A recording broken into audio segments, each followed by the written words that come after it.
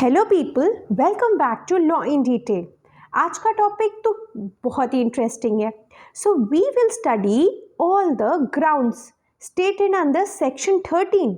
सो आज हम डिवोर्स के सारे ही ग्राउंड्स पढ़ेंगे, दोनों के ही, हस्बैंड और वाइफ के ग्राउंड्स, बस एक्सक्लूसिवली जो ग्राउंड्स वाइफ के लिए अवेलेबल है, और हम इन सबकी इलाबोरेट डिस्कशन करेंगे केस लॉज के साथ।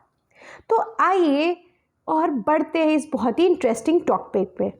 तो देखो, सबसे पहले जैसा कि आपको पता होगा 13 में बहुत सारे ग्राउंड्स हैं। We will cover all the grounds one by one. So the first ground is adultery which is in section 13 clause 1। Okay, तो देखो अडल्ट्री क्या होता है। अडल्ट्री होता है जब एक स्पाउस अपने मैरिटल रिलेशंस के आउटसाइड किसी भी व्यक्ति के साथ वॉलंटरी सेक्सुअल इंटरकोर्स करता है। ओके, सो ये इंटरकोर्स वो अपने स्पाउस के अलावा किसी और के साथ करता है, तो इसे एक ग्राउंड फॉर अडल्ट्री बनाया गया है। अब क्या एक क्वेश्चन आता होगा कि क्या एक सिंगल एक्ट ऑफ अडल्ट्री काफ़ी है डिवोर्स लेने के लिए, या फिर वो व्यक्ति अडल्ट्री में रहना चाहिए तभी डिवोर्स मिलेगा। तो देखो, इस पे ना लॉज चेंज हुए हैं। Even a single act of adultery is enough. तो आज के टाइम पे एक बार भी उस व्यक्ति ने अडल्ट्री करी है तो आप डिवोर्स ले सकते हो, लेकिन ऐसा हमेशा से नहीं था। सो 1976 से पहले पार्टी को ये प्रूफ करना पड़ता था। पार्टी से हमारा मतलब है जो व्यक्ति डिवोर्स लेने गया है, उसे ये प्रूफ करना पड़ता था कि जो दूसरा स्पाउस है वो अडल्ट्री में रह रहा है। पहले एक कॉन्टिन्यूस अडल्ट्रस कंडक्ट प्रूफ करने की जरूरत पड़ती थी, but after 1976 even a single act is enough. ठीक है, अब देखो अडल्ट्री जैसी जो चीज़ होती है उसके डायरेक्ट एविडेंसेस तो मिलना काफ़ी इम्पॉसिबल से होते हैं, क्योंकि वो एक सीक्रेट एक्ट होता है। तो इसीलिए बेसिकली अडल्ट्री को प्रूफ किया जाता है सर्कमस्टेंशियल एविडेंसेस के बेसिस पे, चूंकि डायरेक्ट एविडेंसेस नहीं मिलते, और उन सर्कमस्टांसेस को देख के कोर्ट डिसाइड करेगा कि अडल्ट्री हुई है कि नहीं, और फिर डिवोर्स ग्रांट कर देगा। जो दूसरा ग्राउंड है डिवोर्स का वो है क्रुएल्टी। अब देखो, दास्ताने वर्सेस दास्ताने ये बहुत ही लैंडमार्क केस है सुप्रीम कोर्ट का, जो 1975 में आया। अब आओ देखते हैं कि इसमें क्या बोला गया। इसमें सबसे पहले बर्डन ऑफ प्रूफ की बात बोली गई। इसमें बोला गया कि बर्डन ऑफ प्रूफ क्रुएल्टी को प्रूफ करने की वो पिटिशनर पे लाई करती है जो डिवोर्स मांग रहा है, और ये एक बहुत ही स्ट्रिक्ट बर्डन नहीं है, क्योंकि क्रुएल्टी मेंटल भी होती है, फिजिकल भी होती है। तो फिजिकल क्रुएल्टी तो आप आराम से प्रूफ कर दोगे, बट मेंटल क्रुएल्टी कैसे प्रूफ करोगे। इसीलिए बर्डन यहाँ पे एक्सट्रीमली स्ट्रिक्ट नहीं रखा गया है। रादर आपको यानी पिटिशनर को सर्कमस्टांसेस परिस्थितियाँ प्रूफ करनी पड़ती हैं, और उन परिस्थितियों की लाइट में कोर्ट ये एग्जामिन करता है कि क्या क्रुएल्टी हुई है या नहीं हुई है। ओके, सेकेंड पॉइंट कोर्ट ने ये बोला कि cruelty has to be seen in the light of Hindu marriage act, and for the purpose of this act it would mean that it consist of both mental and physical cruelty. तो court ने बोला कि जो spouses को cruelty physical भी हो सकती है और मेंटल भी हो सकती है। अब देखो, फिजिकल क्रुएल्टी से क्या मतलब है। फिजिकल क्रुएल्टी का मतलब है कि जहाँ पर फिजिकल वायलेंस हो रहा है, मारपीट हो रही है। ओके, मेंटल क्रुएल्टी क्या होता है, जहाँ पे ऐसे परिस्थितियाँ हैं जो पिटिशनर के माइंड में एक रीजनेबल एप्रीहेंशन क्रिएट कर रही है कि सामने वाले स्पाउस के साथ रहना उसके लिए हार्मफुल होगा, मतलब उसके हेल्थ के लिए हार्मफुल होगा या फिर इंजूरियस होगा। ओके, सो मेंटल क्रुएल्टी के हम एग्जाम्पल ले सकते हैं, जैसे कि सामने वाले स्पाउस ने सेक्सुअल रिलेशंस पूरे तरीके से रोक रखे हैं, है ना, या फिर कोहैबिटेशन नहीं करने देता, या फिर बहुत ही इनडिफरेंट और कोल्ड एटीट्यूड है ना, और वो बेसिकली हस्बैंड वाइफ की तरह नहीं रह रहे हैं। तो ये सारी चीज़ें भी मेंटल क्रुएल्टी कॉन्स्टिट्यूट करती हैं। जो तीसरी पॉइंट दस्ताने वर्सेस दास्ताने में ये बोली गई कि कॉन्डोनेशन की बात करी गई। अब कॉन्डोनेशन क्या होता है। कॉन्डोनेशन की बात आपको सेक्शन 23(1)(b) में भी मिल जाएगी। तो कोर्ट ने बोला कि condonation comprises of two things, so it means forgiveness and restoration, मतलब अगर सामने वाला स्पाउस आपके साथ क्रुएल्टी कर रहा है, आपने उसको माफ़ कर दिया है और आपके रिलेशंस वापस से नॉर्मलसी की तरह रेस्टोर हो चुके हैं, ओके, तो इसको बोलेंगे कि आपने कंडोन कर दिया है। और एक बार कंडोनेशन हो गई तो फिर आप सामने वाले स्पाउस को लायबल नहीं कर सकते हो क्रुएल्टी के लिए, और इस ग्राउंड पे फिर डिवोर्स नहीं ले सकते हो। अब देखो इस केस में क्या हुआ था। इस केस में पिटिशनर, यहाँ पे पिटिशनर जो था वो हस्बैंड था, वो ये बोलता था कि उसकी वाइफ उसके साथ क्रुएल्टी करती है, बट जो परिस्थितियाँ दिख रही थी ना, सर्कमस्टांसेस, वो ये दिख रहा था कि इंस्पाइट की क्रुएल्टी है, बट हस्बैंड ने उस सारी ही चीज़ों को माफ़ कर रखा था और उनके बीच में जो मैरिटल ऑब्लिगेशंस या मैरिटल रिलेशंस हैं वो किसी भी नॉर्मल कपल की तरह ही थे। तो इसीलिए कोर्ट ने बोला कि आपने कंडोन कर दिया है, भले ही आपकी wife was doing cruelty but you have condoned it, और इसीलिए आप इस ग्राउंड पे डिवोर्स नहीं मांग सकते हो। आई होप ये क्लियर है। अब जो क्रुएल्टी के लिए अनदर लैंडमार्क केस है वो है Manisha Tyagi versus Deepak Kumar. It is a 2010 supreme court judgment. इसमें देखो क्रुएल्टी के लिए क्या बोला गया। So it was held that cruelty need not be a causation of physical danger। देखो कितनी इंपॉर्टेंट बात बोली है सुप्रीम कोर्ट ने। कोर्ट ने बोला कि क्रुएल्टी का मतलब हमेशा ये नहीं होता कि सामने वाली पार्टी को कोई फिजिकल डेंजर ही कॉज हो, तभी बस उसको क्रुएल्टी नहीं मानी जाएगी। मतलब जहाँ पे दूसरे वाले स्पाउस का कंडक्ट ऐसा है, इतना एबनॉर्मल कंडक्ट है, इतना बिलो द एक्सेप्टेड नॉर्म उसका कंडक्ट है कि आप किसी रीजनेबल पर्सन को एक्सपेक्ट नहीं कर सकते हो कि उसके इस बिहेवियर, इस कंडक्ट के साथ वो पुटअप करेंगे, उस चीज़ को भी क्रुएल्टी मानी जाएगी, उसके इस एबनॉर्मल कंडक्ट को भी क्रुएल्टी मानी जाएगी। सो फिजिकल वायलेंस के अलावा अगर कंटिन्यूड इल ट्रीटमेंट है ना, कंटिन्यू इल ट्रीट कर रहा है दूसरा स्पाउस, मैरिटल इंटरकोर्स पूरी सीज कर चुकी हैं, कोई मैरिटल इंटरकोर्स इनके बीच में नहीं होता, काफ़ी इनडिफरेंट एटीट्यूड है, तो इन सारी चीज़ों में though physical violence is not there, still it will amount to cruelty. अब एक और केस ले लेते हैं। ये जो सारे ही केसेस मैं आपको बता रही हूँ friends, these cases are very very important for all your upcoming exams. ये सारे ही रिसेंट केसेस हैं जिसमें कुछ बहुत ही इंपॉर्टेंट पॉइंट्स रखे गए हैं। सो आप इन केसेस को बहुत अच्छी तरीके से समझ लो, है ना। अब देखो जो नेक्स्ट केस है, it is the case of Ravi Kumar versus Julmi Devi. The case is of 2010 supreme court. इसमें देखो कोर्ट ने क्या बोला। इसमें court said that the court observed that in matrimonial relationship, cruelty would obviously mean absence of mutual respect and understanding between the spouses. Spouses एक दूसरे को mutually respect नहीं कर रहे हैं, उनकी अंडरस्टैंडिंग नहीं है, ठीक है।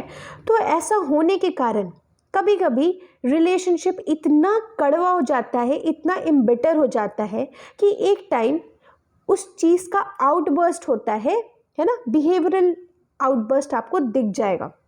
तो इस चीज़ को भी हम क्रुएल्टी बोलते हैं। सो बेसिकली इस केस में ये बोला गया कि क्रुएल्टी की कोई फिक्स डेफिनेशन नहीं है और आप उसकी कैटेगरी कभी क्लोज नहीं कर सकते, बिकॉज मे बी कल को कुछ नई फॉर्म्स ऑफ क्रुएल्टी भी डिस्कवर हो जाए, है ना। अब समर घोष वर्सेस जया घोष क्या है। समर घोष वर्सेस जया घोष में बोला कि एक केस में जो क्रुएल्टी होगी ज़रूरी नहीं है कि वो दूसरे भी केस में क्रुएल्टी हो। कॉन्सेप्ट जो है क्रुएल्टी का वो डिफर करता है पर्सन टू पर्सन और डिपेंड करता है फैक्ट्स और सर्कमस्टांसेस ऑफ द केस पे। पर्सन टू पर्सन इसलिए डिपेंड करता है क्योंकि हम सब की अलग अलग अपब्रिंगिंग है, अलग अलग एजुकेशन हमने पाई है, सोशल स्टेटस अलग होता, कस्टम्स अलग होते, ट्रेडिशंस अलग होता, रिलीजियस बिलीफ अलग होता, जिसकी वजह से हमारा बिहेवियर या थिंकिंग एटीट्यूड ये सारे भी डिफरेंट होते हैं। तो इसीलिए क्रुएल्टी एक सेक्शन में जो होगा वो दूसरे सेक्शन में नहीं होगा, है ना। इसका मैं आपको बहुत ही अच्छा एग्जाम्पल दे देती हूँ। आपने कुछ ऐसी कम्युनिटीज़ देखे होंगे इंडिया में जहाँ पे अगर थोड़ा स्लैंग्स या फिर गाली गलौज यूज़ हो भी जाए तो लोग उसको काफ़ी नॉर्मल मानते हैं। बट वही आपकी दूसरी सेक्शन है सोसाइटी में जहाँ पर इसको बिल्कुल भी अच्छी तरीके से नहीं लिया जाता, and this is very degrading, very unrespectable for the people. तो ये डिपेंड करती है ना, कि आप कहाँ से बिलोंग कर रहे हो, है ना, आपने किस टाइप की सोसाइटी में, आपके लिए वो चीज़ें नॉर्मल है या नहीं है। ओके, सो इसी फॉर्म में क्रुएल्टी भी डिफर करेगी। ठीक है, if you like a channel आप सब्सक्राइब कर सकते हैं लॉ इन डिटेल को। आपके कुछ कन्फ्यूजन्स हैं, कुछ डाउट है तो आप वो भी डाल सकते हैं कमेंट सेक्शन में। Now let's move forward and see कि नेक्स्ट क्या है ग्राउंड क्रुएल्टी का। नेक्स्ट जो ग्राउंड है क्रुएल्टी का इज डेजर्शन। अब देखो, डेजर्शन का मतलब हमें समझना है लीगल टर्म्स में, what do we mean by desertion. कितने पीरियड का डेजर्शन होना चाहिए डिवोर्स क्लेम करने के लिए। So according to this section, the decree of divorce can be granted if one party has deserted the other party. Obviously जिसको desert किया गया है वही डिवोर्स लेने आ सकता है। और कितने पीरियड की डेजर्शन होनी चाहिए? Continuous period for not less than 2 years। Immediately presenting the presentation of petition. मान लो पिटिशन इस डेट को आपने डाली है, इस दिन से लेकर ये जो 2 साल है ना, पिछले 2 साल तक कंटिन्यूअस डेजर्शन होना चाहिए, तभी जाकर डेजर्टेड स्पाउस इस ग्राउंड पे डिवोर्स क्लेम कर सकता है। अब डेजर्शन का मतलब होता है डेजर्शन ऑफ द पिटिशनर, जो डिवोर्स क्लेम कर रहा है, बाय द अदर पार्टी मतलब रिस्पोंडेंट। और ये डेजर्शन, मान लो फॉर एग्जांपल, मान लो पिटिशनर वाइफ है और रिस्पोंडेंट मान लो कि हस्बैंड है, तो जो हस्बैंड ने डेजर्ट किया है ना अपनी वाइफ को, ये बिना किसी रीजनेबल कॉज के किया हो, बिना वाइफ की कंसेंट के किया हो, बिना उसकी विश के किया हो, तभी जाकर वो डिवोर्स मांग सकती है इस ग्राउंड पे। लेकिन हाँ, अगर हस्बैंड के पास कोई रीजनेबल कॉज था डेजर्ट करने का, तो उस केस में वाइफ को डिवोर्स नहीं मिलेगा। अब डेजर्शन का मतलब क्या? बस एक घर छोड़कर जहाँ वो साथ में रहते थे, अगर वो दूसरी जगह चले जाते हैं तो क्या हम उसे डेजर्शन बोलेंगे? No, not always. डेजर्शन का मतलब बेसिकली होता है विदड्रॉइंग फ्रॉम मैट्रिमोनियल ऑब्लिगेशंस। इसका मतलब ये नहीं होता अगर 2 व्यक्ति साथ में, एक साथ हस्बैंड एंड वाइफ साथ में रह रहे हैं, लेकिन जो मैरिटल ऑब्लिगेशंस है ना, जो शादीशुदा जोड़ा फुलफिल करता है, वो सारे कोई भी ऑब्लिगेशंस नहीं निभा रहे हैं। Okay, so it is a negation of living together, तो माना जाएगा कि वो as a husband and wife नहीं रह रहे हैं। It is a total repudiation, जब आप पूरी तरीके से रेप्यूडिएट कर देते हो अपने मैरिटल ऑब्लिगेशन को बिना किसी रीजनेबल कॉज के, बिना ऑपोजिट स्पाउस की कंसेंट के, तो माना जाएगा कि आपने उसको डेजर्ट कर दिया है। और अगर ये डेजर्शन 2 साल तक चली तो ये डिवोर्स का ग्राउंड बन जाती है। एसेंशियल से डेजर्शन के कि पार्टीज एक्चुअली सेपरेट होने चाहिए। सेपरेशन से we are not always saying कि वो घर छोड़ के जाए, जा भी सकता है, लेकिन नहीं भी गया और सेम घर में not fulfilling the marital obligation, that is also a fact of separation. Second is animus deserendi होनी चाहिए, विच मीन्स इंटेंशन होनी चाहिए डेजर्शन की, डेजर्ट करने की इंटेंशन होनी चाहिए उस स्पाउस की जो छोड़ के जा रहा है। The deserted spouse must not have agreed to the desertion, मतलब जो स्पाउस पिटिशन फॉर डाल रहा है डिवोर्स का, उसने कभी अग्री नहीं किया होना चाहिए कि ठीक है तुम जाओ, don't fulfil your marital obligation, क्योंकि अगर उसने अग्री किया है देन तो ये ग्राउंड बनता ही नहीं ना डेजर्शन का। और ये डेजर्शन जो छोड़कर जा रहा है स्पाउस, वो चाह रहा है विदाउट एनी रीजनेबल कॉज, और ये 2 साल तक चल रहा है, तो ये डिवोर्स का ग्राउंड बन जाएगा। अब बहुत ही इंपॉर्टेंट केस है, very very important case of Bipin Chandra versus Prabhavati Devi. अब ये केस है 1957 का, बहुत इंपॉर्टेंट केस है। देखो इसके फैक्ट्स मैं आपको बता देती हूँ। यहाँ पर वाइफ अपने हस्बैंड के साथ रह रही थी।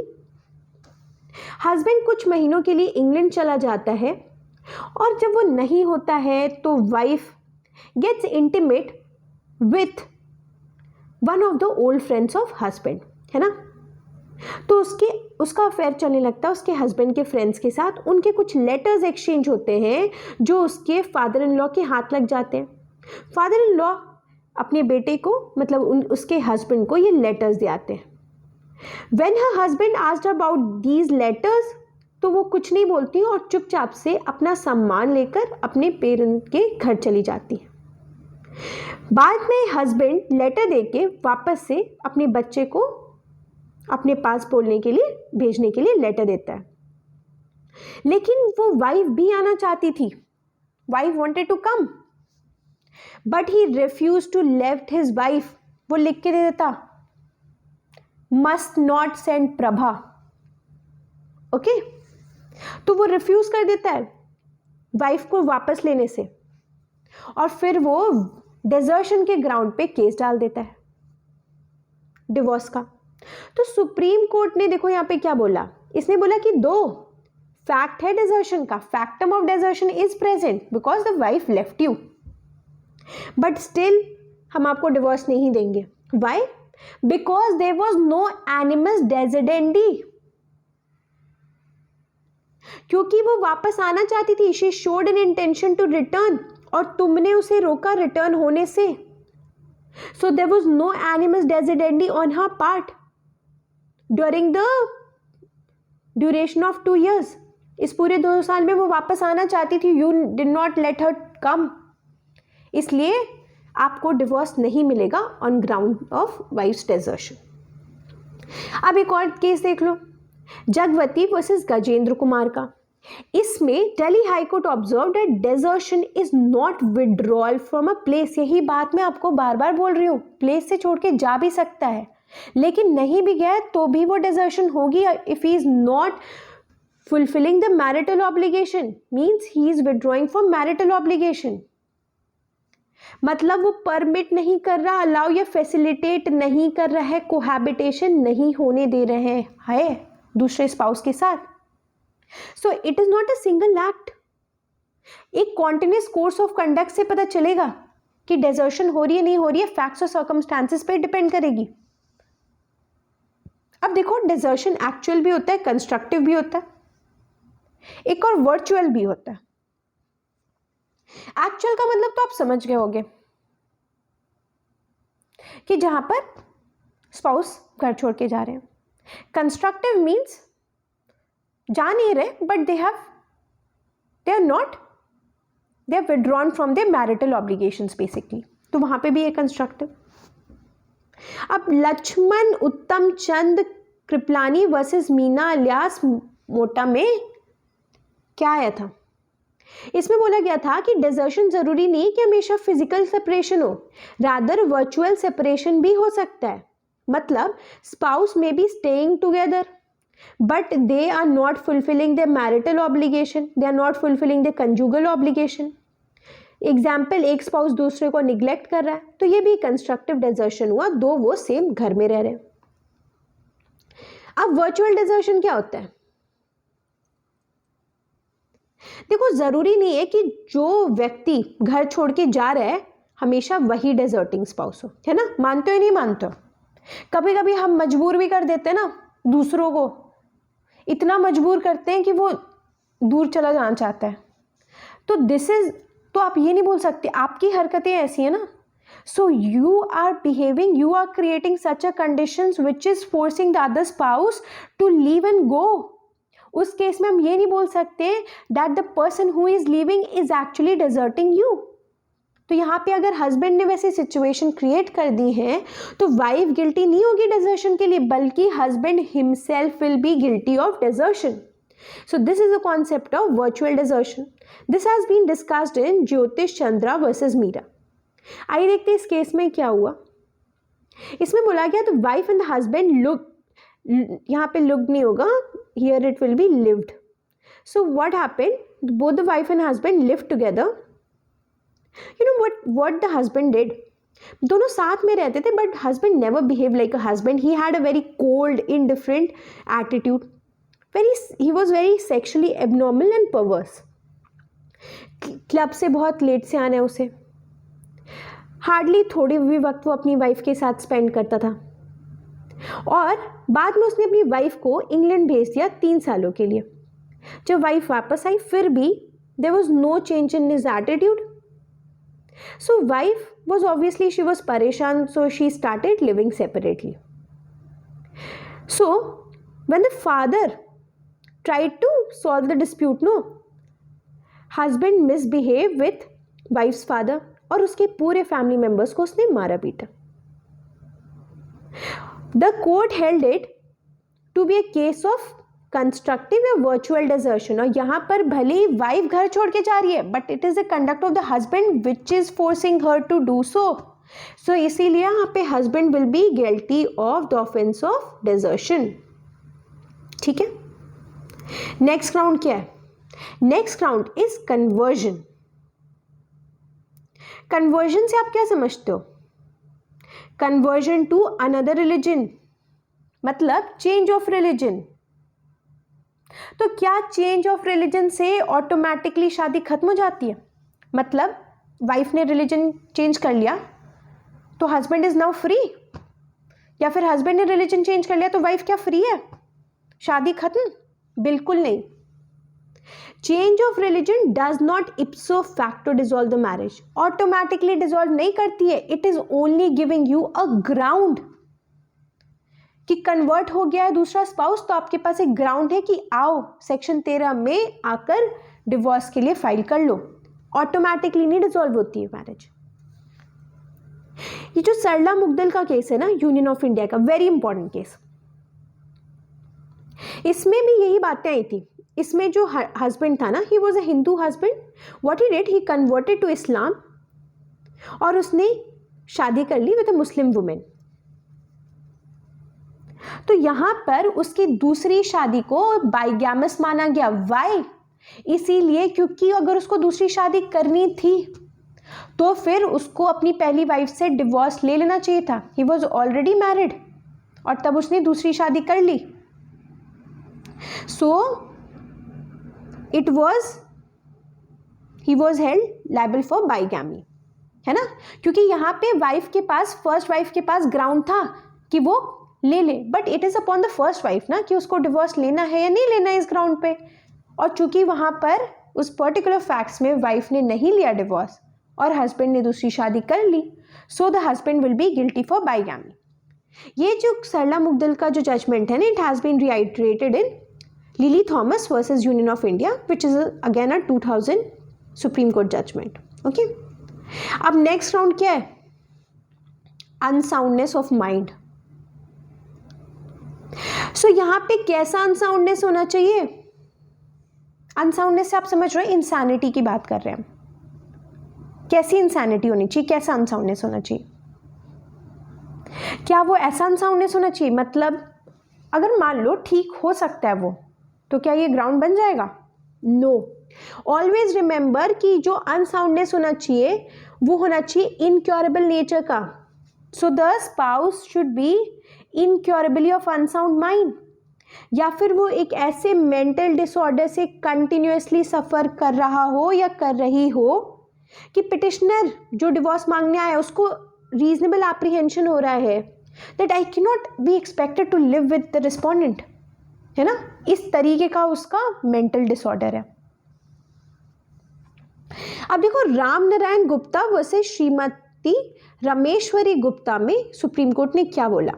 The supreme court held that the degree of mental disorder must be such that the spouse is seeking the relief can not reasonably be expected to live with the other spouse. समझ रहे हो ना, छोटा मोटा कुछ हो गया नहीं, ये ग्राउंड नहीं है। इस डिग्री, इस हायर डिग्री का होना चाहिए कि एक्सपेक्ट नहीं किया जा सकता है कि आप उसके साथ रहो, ठीक है, उस हाई डिग्री का है, तभी आप डिवोर्स क्लेम करने आ सकते हो।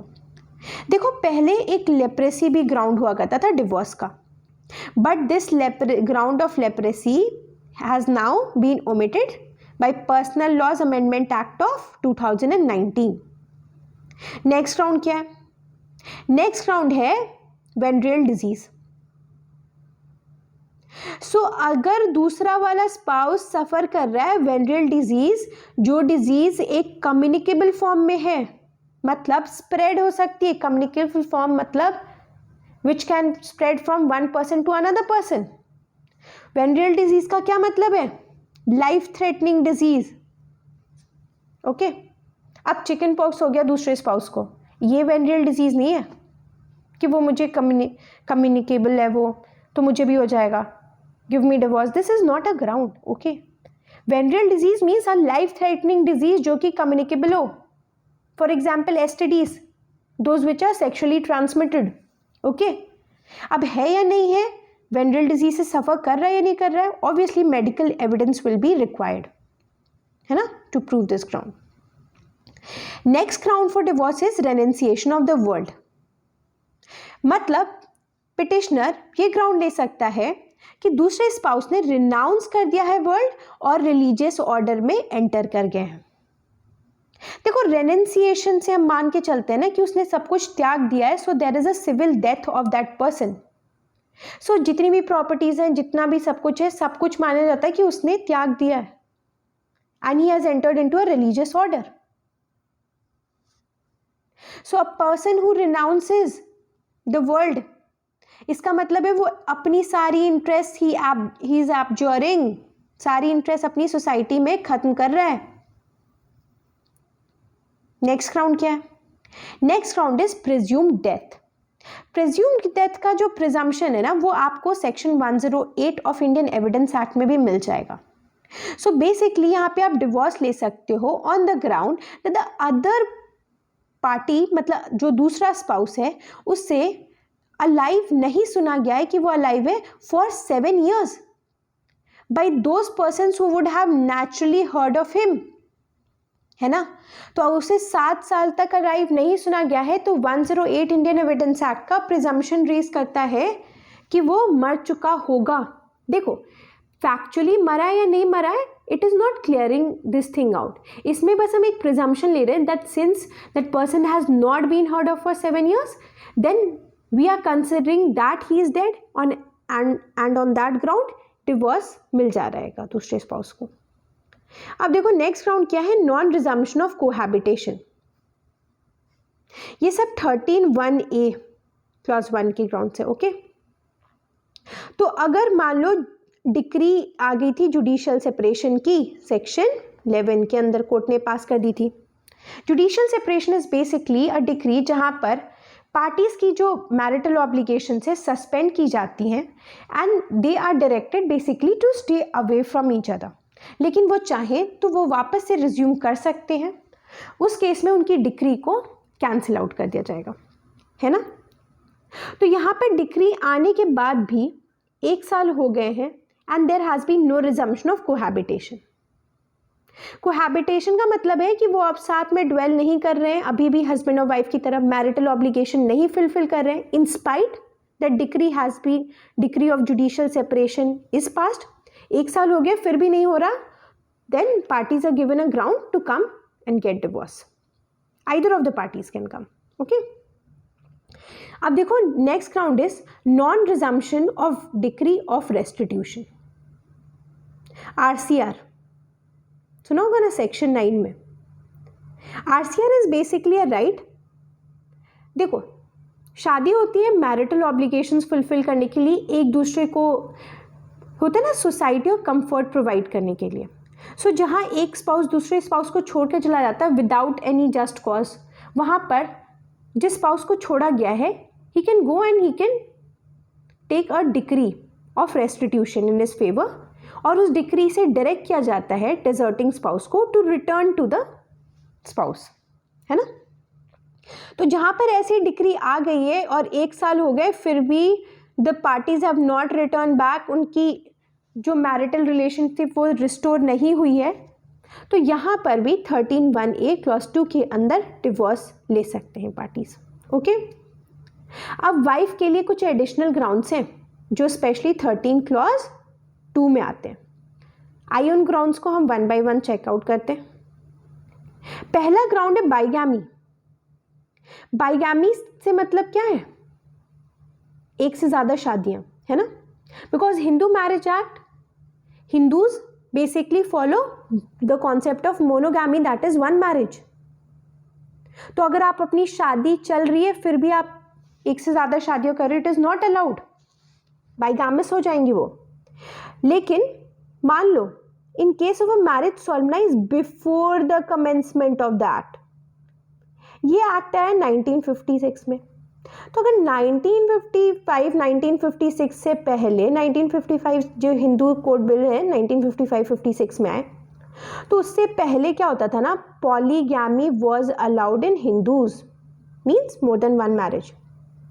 तो अगर ये उनकी शादी इस एक्ट के आने से पहले हुई है तो सेक्शन 13 क्लॉज 2 प्रोवाइड करता है कि कोई भी वाइफ जाकर डिवोर्स ले सकती है 13 क्लॉज 2 में, अगर obviously any other wife should be alive at the time of filing the petition of divorce.